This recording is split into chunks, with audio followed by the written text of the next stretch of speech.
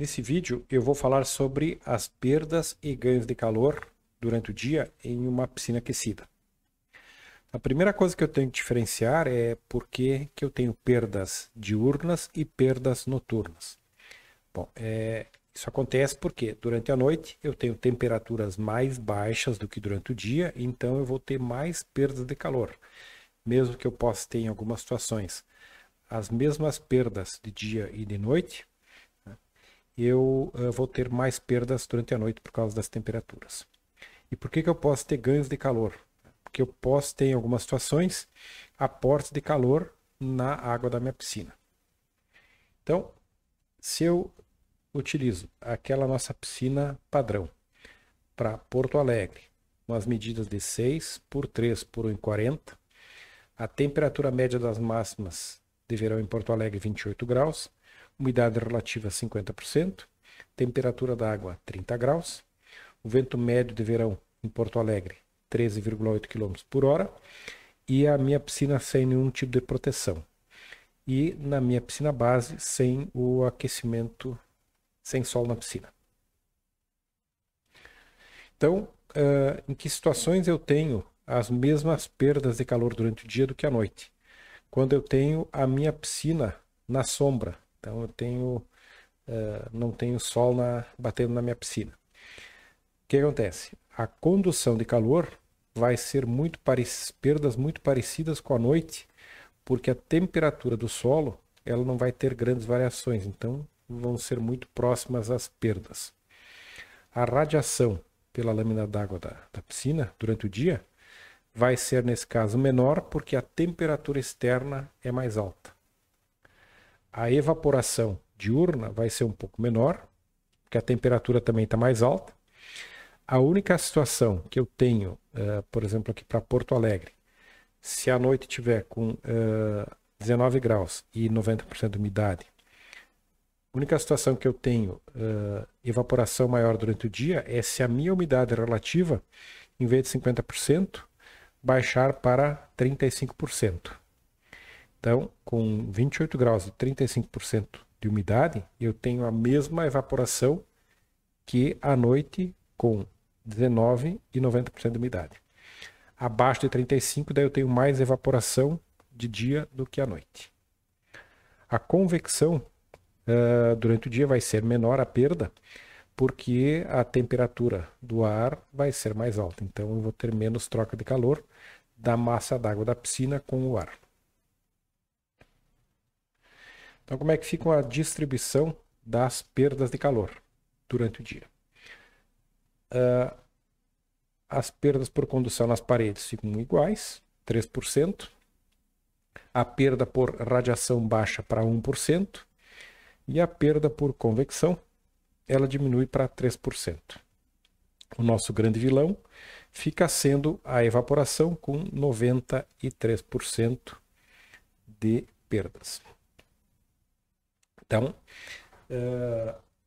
aqui nós vemos que se eu tiver algum elemento que eu consiga diminuir essas perdas por evaporação durante o dia, eu tenho uma economia significativa de energia. Então, por exemplo, se eu tenho uma piscina que o usuário usa ela somente à noite, é muito prudente que a gente deixe uma lona, uma capa térmica na piscina durante a noite e o dia inteiro e só retire no início da noite para utilização da piscina. Daí eu vou economizar uma boa parte dessa quantidade.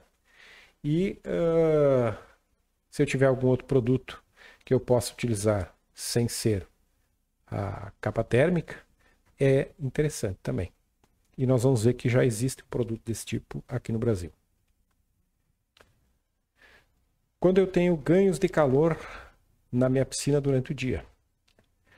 Quando eu tenho, por exemplo, a temperatura do ar mais alta que a temperatura da água. Então, eu tenho uma transferência de calor da massa do ar para minha massa d'água. O que acontece quando eu normalmente tenho temperaturas do ar mais altas? Eu tenho uma umidade relativa mais baixa também e um aumento da evaporação. Quando eu tenho a minha piscina no sol, que eu tenho radiação do sol na minha piscina, eu tenho um aporte significativo de calor para a água da minha piscina. E se a gente analisar a energia radiante do sol, eu vou ter na minha piscina um aporte de 53% da energia radiante do sol para a água da piscina. Então eu tenho praticamente 100% dos meus raios infravermelhos sendo absorvidos pela água da piscina. Isso representa uma quantidade significativa de energia. Existe já no Brasil um produto que ele cria uma capa líquida para a piscina. Então esse produto ele é colocado na água da piscina e ele é um produto à base de álcool, ele vai ser mais leve do que a água e ele não vai ser absorvido pela água, ele vai subir para a lâmina d'água e na lâmina d'água as suas moléculas vão se juntar e ele vai criar uma capa e vai funcionar como um retardante da evaporação da piscina. Então, no momento que eu coloco esse produto na piscina, eu acabo tendo uma barreira de vapor noturna e uma barreira diurna. O que acontece se alguém entra na piscina? Esta barreira ela se abre, né? E enquanto a pessoa, então tem pessoas na piscina, ela não vai ficar toda fechada. No momento que o pessoal sai da piscina, ela se reagrega e cria de novo uma capa uniforme, criando daí a barreira de vapor. Então, o que acontece quando eu uso esse tipo de produto? Segundo o fabricante, ele reduz em 50% a evaporação. Então, se a gente imaginar que eu tenho 93% de evaporação durante o dia, eu vou reduzir em 46,5% as minhas perdas de calor durante o dia. E durante a noite, como eu tenho 76% do meu calor sendo evaporado, eu vou ter uma redução de 38%. Então eu vou ter uma diminuição significativa de evaporação e uma redução de consumo de energia também. Então, o que o fabricante fala sobre a segurança desse produto? Diz que não tem problema para crianças, né? Às vezes pode até beber beber um pouco da água da piscina, não teria problema. Animais domésticos também não tem problema nenhum. Não afeta os equipamentos da piscina e, segundo o fabricante, até reduz a quantidade de químicos que tu coloca na água. Qual é o calcanhar de Aquiles desse tipo de produto? É o vento. Então, quando eu tenho locais que eu tenho vento, o vento vai desagregar e ele vai empurrar essa capa para algum lado da piscina. Então, vai criar espaços sem a proteção da capa. É uma situação parecida com se a gente utilizar alguma lona fina. E eu até tive uma experiência desse tipo com uma cliente que tinha uma situação onde ela utilizava a piscina somente à noite. E eu sugeri que utilizasse uma lona preta colocada na piscina. E a lona preta ela absorveria muito mais a radiação do sol do que simplesmente deixar a piscina sem descoberta. E o que aconteceu com essa lona? O vento ele empurrava a lona toda para um lado da piscina.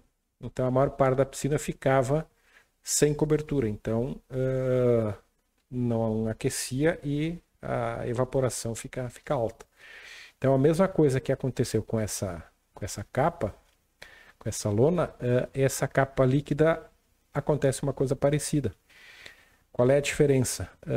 Quando o vento cessa, aí a capa líquida ela se reorganiza, se reagrupa e cria novamente a barreira de vapor. Então, o que é a sugestão? É que a gente tenha o ambiente em volta da piscina tratado de forma que não seja afetado pelo vento. E aí eu tenho uma eficiência da minha capa líquida. Então, como é que fica a comparação das perdas de calor da minha piscina base padrão, sem capa e na sombra? Então, essa seria em torno de 100%.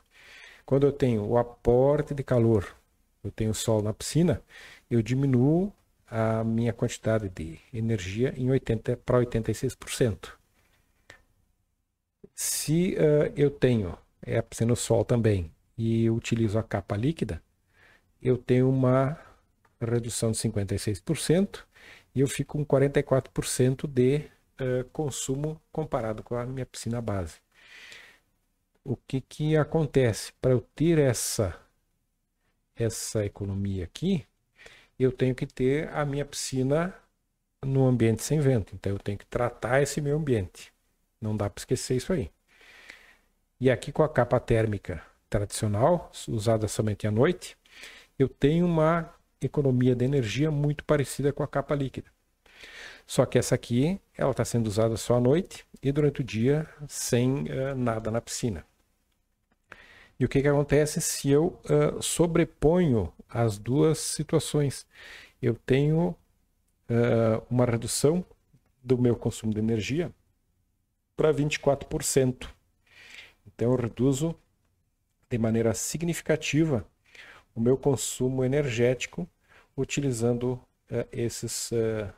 essas duas soluções. Bom, pessoal, por hoje era isso aí. Muito obrigado. Até uma próxima vez.